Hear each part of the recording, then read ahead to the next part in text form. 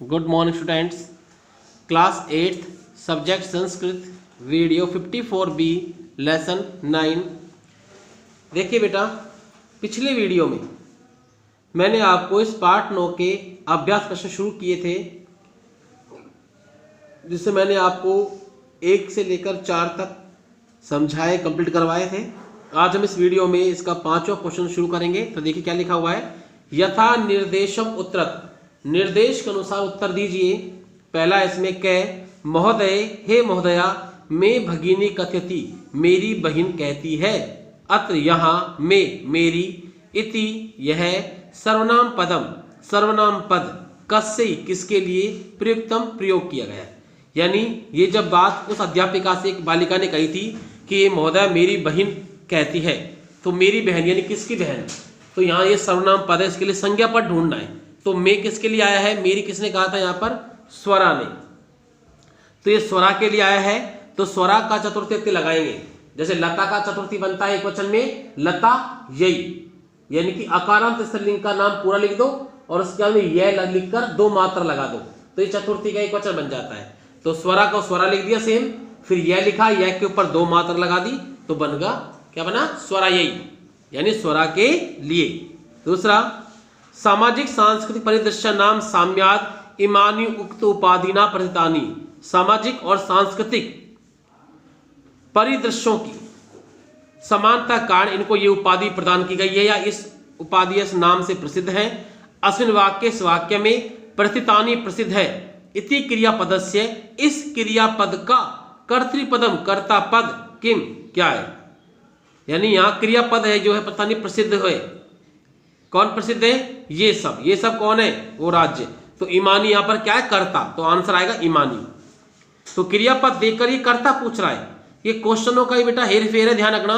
Question को ध्यान से पढ़ोगे तो आंसर सही लिख पाओगे, क्वेश्चन नहीं पढ़ा तो आंसर गलत हो जाएगा अपने आप। तो ध्यान समझे बेटा।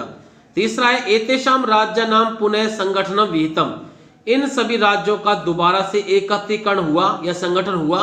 अत्र यहाँ संगठनम, संगठन, इति कर्तृपदस्य, इस कर्ता पद का, क्रियापदम किम, क्रियापद क्या है, यहाँ क्रिया क्या है बेटा, विहितम, हुआ या किया गया।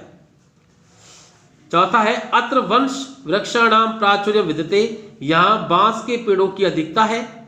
अस्मात् वाक्यात्, इस वाक्य से, अल्पता इति पदस्य विपरीतार्थक, अल्पता इस पद का विपरीतार्थक विलोम पदम पद चित्वा चुनकर लिखत लिखो।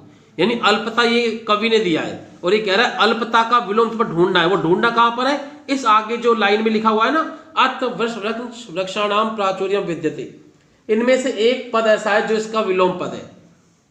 तो यहां अल्पता क्या होता है, कम, तो अधिक के लिए क्या दे रखा है यहां पर, प्राचुर्यम, तो ये प्राचुर्यम आंसर हो गया।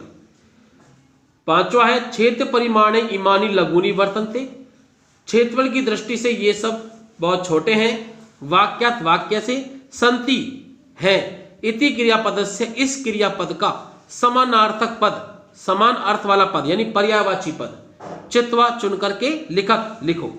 यानी संति का ही जैसा अर्थ है होता है, ऐसा ही अर्थ में है इसमें दिया गया है। तो बताओ है किसके लिए आया यहाँ पर, वर्तन्ते, क्यों वर्तन्ते का अर्थ भी होता है अस्थि की जगह होता है वर्तते,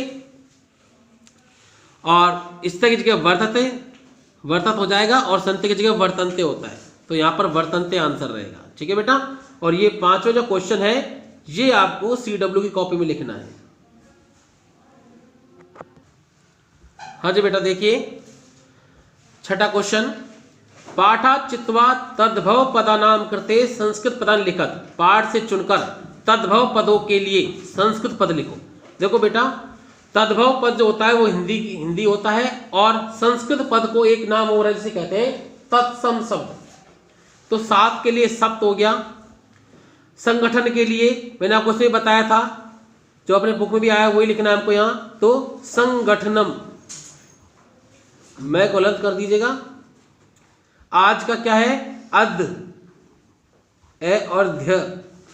इसके बाद में बहिन का भगिनी,